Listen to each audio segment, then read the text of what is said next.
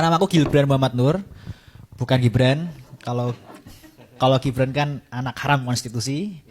Kalau saya alhamdulillah bisa menang ketua BEM tanpa bantuan paman lah. Tidak ada alasan untuk kita untuk berdiam diri. Kalau boleh sedikit cerita, besok teman-teman BMKM UGM akan mengadakan sebuah diskusi. Dan di situ kita akan menobatkan Jokowi sebagai alumni paling menjijikan, paling memalukan dari UGM. Oke, mari kita dengar. Tadi kan perspektif dari Kang Ubed. Teman-teman sendiri bagaimana sih sebenarnya memandang situasi ini? Tadi kan saya menyebut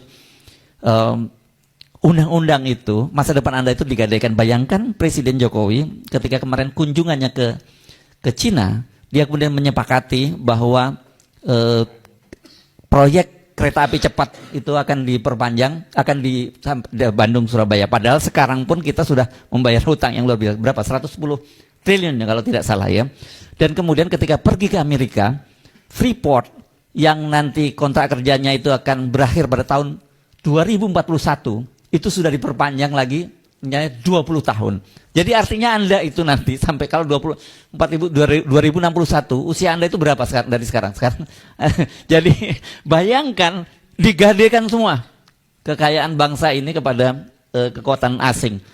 Jadi jangan teman-teman merasa bahwa ini baik-baik saja. Apalagi kemudian teman-teman ini dibuai dengan generasi emas tahun 2045 dan kita bonus demografi.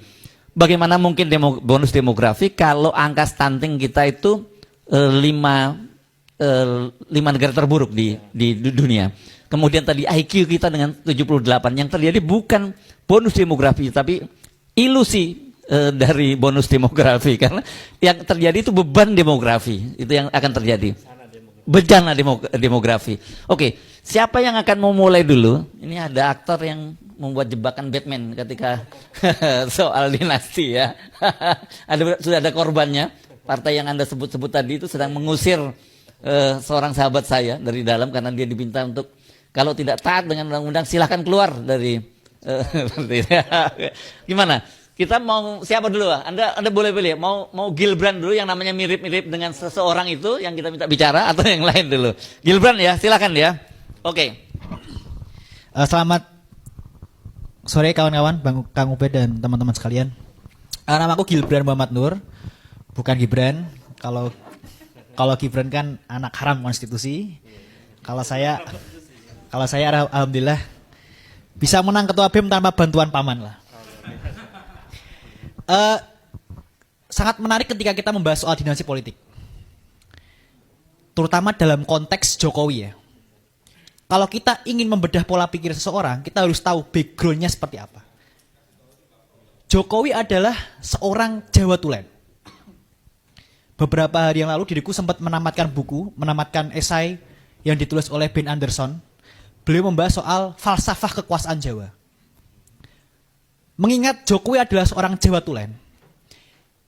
Dan ternyata teman-teman, kalau teman-teman tahu dan Kang Ubed dan kawan-kawan penasaran, dalam falsafah kepemimpinan Jawa, nomor 1 itu adalah kekuasaan. Baru kedua adalah etik. Sehingga hal yang sangat bisa dipahami dalam konteks politik Jawa, ketika Jokowi lebih mementingkan kekuasaannya daripada etik. Karena dalam politik Jawa, nomor 1 itu kekuasaan. Sehingga di awal tahun 2023 kemarin kan ada isu 3 periode kan. Itu isu yang benar-benar berembus dari istana. Dan mulailah tabiat Jokowi sang Raja Jawa ini muncul. Saya malah nyebutnya Machiavelli Jawa. Liciknya tuh culas betul dia. Bayangin, dia gagal 3 periode. 3 periode itu isu yang digunakan untuk tes ombak. Apakah masyarakat itu menerima itu atau enggak. Meskipun approval rating beliau adalah 80%, itu bantuan BLT semua. Jadi kalau teman-teman tahu, BLT sekarang itu dimasifkan kembali dari bulan Maret ke Mei, September ke November, dan nanti Januari sampai Juni itu akan ada BLT besar-besaran. Buat apa? Buat pemilu. Ya, diperpanjang ya. Diperpanjang, Bang. Tadinya sampai bulan Maret saja. Maret. Ya. Jadi artinya sebenarnya gini, kita bisa juga menduga berarti mereka sebenarnya nggak mungkin menang 1 putaran, berarti 2 putaran karena bulan-bulan Juni. Itu kabar baiknya begitu ya. Karena justru mereka dengan segala infrastruktur yang ada, mereka pun nggak pede untuk menang. Nah, setelah kita tahu pola pikir Jokowi ini seperti apa, dia adalah Raja Jawa, dia adalah Machiavelli Jawa, sehingga kita bisa mengcounter itu. Saya melihat bahwa orang ini nih sangat orang yang sangat culas. Meskipun satu alumni sama saya benar-benar apa tadi kata jijik lah. Karena apa? Dia dengan senang hati mengutak-atik tanpa otak konstitusi Indonesia. Akan jadi presiden yang sangat hina, akan menjadi sebuah sejarah yang sangat hina ketika ada seorang capres dan cawapres, yang satu produk gagal reformasi, yang satu anak haram konstitusi, memimpin sebuah negara besar. Tapi sayangnya negara besar ini dipimpin oleh pemimpin yang otaknya kecil. Jadi saya rasa ini menjadi sebuah tantangan buat kita anak muda, bahwa Raja Jawa ini mau nggak mau kita harus tumbangkan.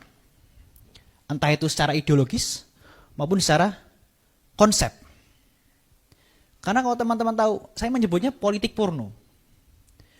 Jokowi dan terah politiknya itu benar-benar tanpa malu, secara vulgar melakukan segala cara untuk melanggengkan kekuasaan. Pernikahan Anwar Usman dan adiknya Jokowi itu sudah disetting. Kemudian beralih ke ini yang terbaru kan, penunjukan gubernur daerah khusus Jakarta itu kan dipilih oleh presiden.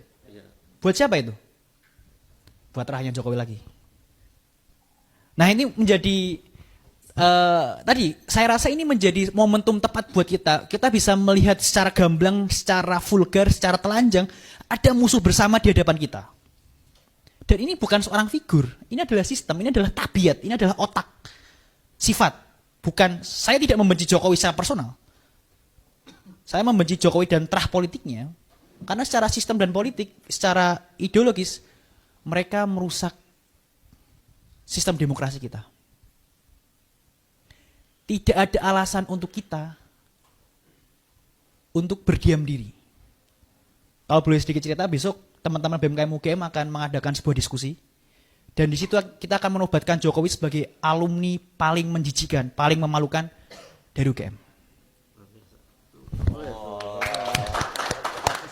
Ya, karena saya rasa ini udah momentum paling tepat untuk menobatkan beliau sebagai alumni UGM paling memalukan sepanjang sejarah. Saya rasa di antara 7 presiden hanya beliau yang seculas dan seraja Jawa ini. Jadi monggo teman-teman, udah tidak ada alasan buat kita untuk takut.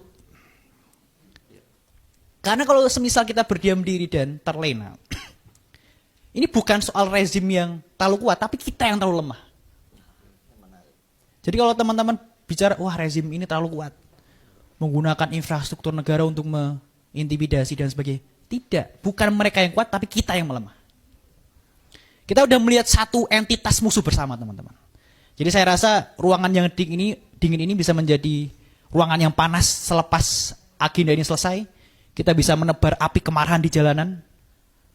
Karena ini udah enggak orde baru, Bang. Ini adalah orde paling baru. Lebih parah. Intimidasinya itu intimidasi buzzer. Setelah kemarin saya mengkritik salah satu paslon, itu DM saya full buzzer tuh. Full buzzer. Saya mengkritik salah satu pasangan calon kan balonnya besar tapi gagasannya kecil. Jadi ayo teman-teman, tidak ada lagi alasan untuk kita untuk diam. Ini warna kita kan beraneka ragam nih kan. Saya rasa ini menjadi wujud bahwa kita adalah entitas yang kuat dan berani untuk melawan kezaliman yang sangat hakiki ini. Begitu, Bang.